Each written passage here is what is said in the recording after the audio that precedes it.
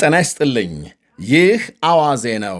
የዕለቱን ዋና ዋና ጉዳዮች እንመለከታለን። በላይ በቀለ ነኝ። ኢራን ዩራኒየም ማበልጸግና የኒውክሌር ፕሮግራሟን እንደምታቆም ሙሉ እምነት እንዳላቸው ገለጹ። የአሜሪካው መሪ ትራምፕ ለአንድ የሀገራቸው መገናኛ ብዙሃን በሰጡት ቃል የኢራን ባለሥልጣናት ዩራኒየም ማበልጸግ እንደሚያቆሙ እርግጠኛ መሆናቸውን ገልጸዋል።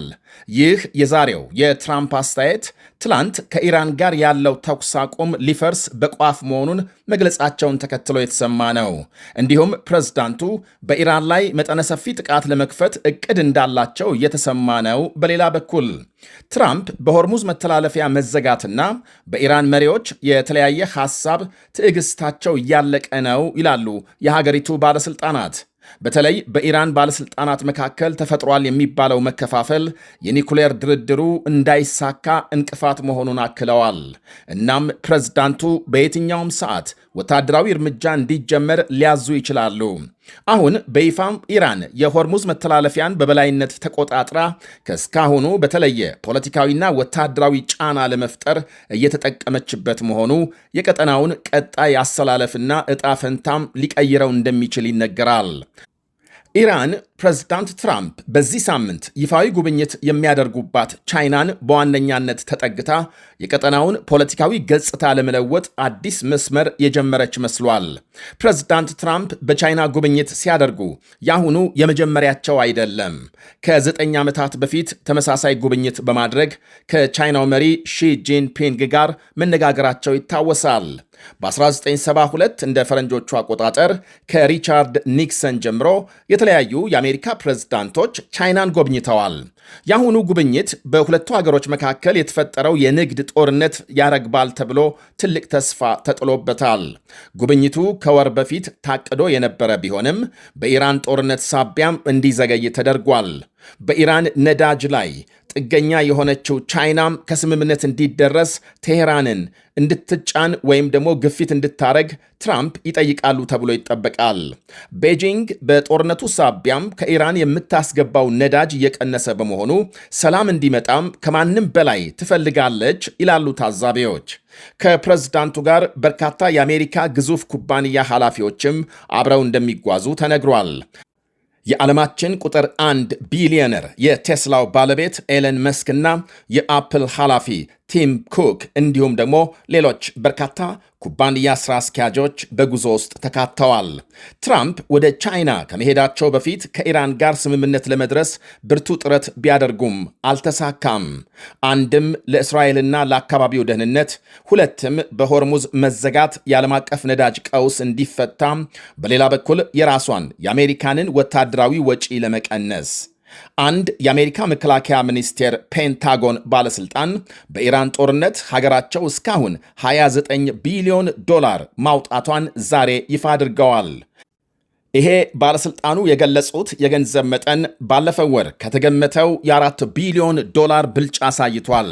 ከ3 ሳምንታት በፊት ፔንታጎን ለኢራን ጦርነት 25 ቢሊዮን ዶላር ወጪ ማድረጉን ማስታወቁ ይታወሳል። የቁሳቁስ ጥገናና ማዘመኛ እንዲሁም ለአጠቃላይ የዘመቻ ማካሄጃ የተካተተ ሲሆን ወጪው ከ40 እስከ 50 ቢሊዮን ዶላር ሊጠጋ እንደሚችል ይገመታል።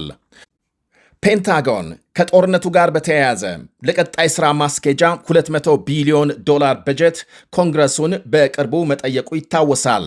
በተለይ የረጅም ርቀት ሚሳኤሎች ከፍተኛ ወጪ የሚጠይቁ መሆናቸውን ወታደራዊ ተንታኞች ይናገራሉ።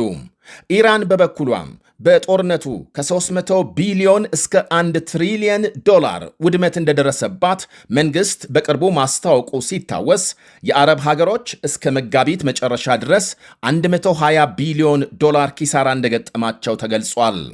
ይሄ ግዙፍ ኪሳራ እንግዲህ በዓለም ላይ ከነዳጅ መወደድ ጋር በተያያዘ የደረሰውን ከፍተኛ ቀውስ አይጨምርም።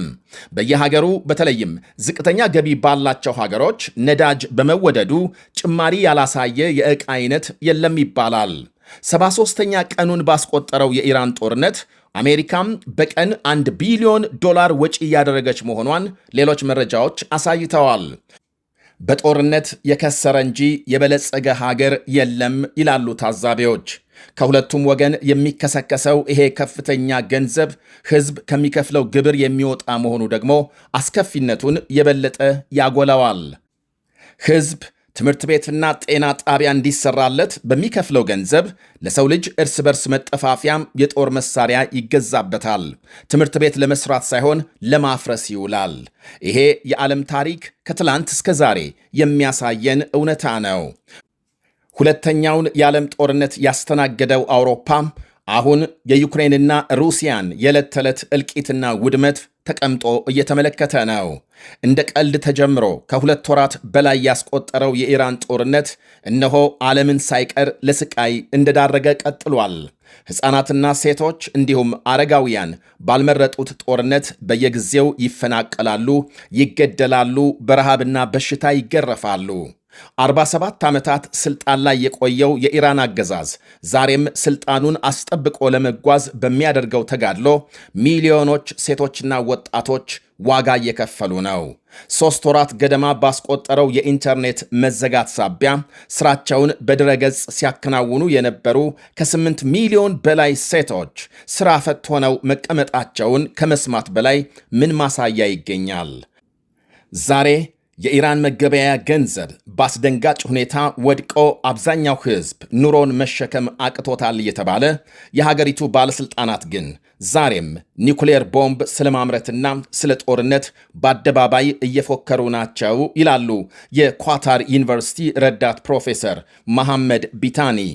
ይህ በእንዲህ እንዳለ ኩዌት በሀገሯ ያሉ የኢራን አምባሳደርን ጠርታ ማነጋገሯ ታውቋል። የኢራን የበላይ ጦር አባላት የሆኑ ሰርጎ ገቦች በባህር አድርገው ወደ ኩዌት በመግባት ጥቃት ለማድረስ ሞክረዋል መባሉን ተከትሎ ነው የኢራን አምባሳደር የተጠሩት ተብሏል። የኩዌት መንግሥት የጠላትነት እንቅስቃሴ ባለው በዚሁ ተልዕኮ 4 የኢራን ጦር አባላት መሳተፋቸውንና ከጸጥታ ኃይሎች ጋር ተጋጭተው አንዱ ክፉኛ ቆስሎ ሲያዝ ሌሎቹ ማምለጣቸውን አስታውቋል። እናም የኩዌት ውጭ ጉዳይ ሚኒስቴር የኢራኑን አምባሳደር በማስጠራት ድርጊቱን አጥብቆ አውግዟል። የኩዌትን ሉዓላዊነት የተዳፈረና ዓለም አቀፍ ሕግና የመንግሥታቱን ድርጅት ቻርተር የሚጥስ ነው ብሏል ሚኒስቴሩ። እንዲህ አይነት እንቅስቃሴ ከተደገመ ኩዌት ራሷን የመከላከል መብት በመጠቀም እርምጃ ትወስዳለች ሲልም አስጠንቅቋል። በሌላ ዜና በአሜሪካ የተፈጠረውን የዋጋ ግሽበት ተከትሎ የፕሬዝዳንት ትራምፕ ተቀባይነት እየቀነሰ መምጣቱ ይነገራል። የዕቃዎች ዋጋ ግሽበት በአሁኑ ወቅት ከ3 በመቶ በላይ መድረሱ ሲነገር፣ በተለይ መሠረታዊ የሸቀጦች ዋጋም ከፍተኛ ጭማሪ አሳይቷል። በዚህም ፕሬዝዳንቱ በሕዝብ ዘንድ ያላቸው ተቀባይነት እየወረደና ስልጣን እንዲለቁ የሚፈልጉ የሀገሪቱ ዜጎች ቁጥር በእጅጉ እያደገ ነው ይባላል። አብዛኛው የአሜሪካ ሕዝብ በኢራን ላይ የተከፈተውን ጦርነት እንደማይደግፍ ሁሉ ለጦርነቱ የሚወጣውን ከፍተኛ ወጪ ይቃወማል። በቅርቡ ለጦርነቱ ማስቀጠያም የቀረበውን የ200 ቢሊዮን ዶላር በጀት ጥያቄ ከራሳቸው ሪፐብሊካን ፓርቲ አባላት ሳይቀር ድጋፍ እንደተነፈገው ይነገራል። በሌላ ዜና እስራኤል ማምሻውን በዚያው በደቡባዊ ሊባኖስ በፈጸመችው ድብደባ በጥቂቱ 3 ሰዎች መገደላቸው ተነግሯል። ሄዝቦላህ በበኩሉ በሊባኖስ ድንበር የእስራኤል ታንክ ማውደሙን ገልጧል። ይህ አዋዜ ነው።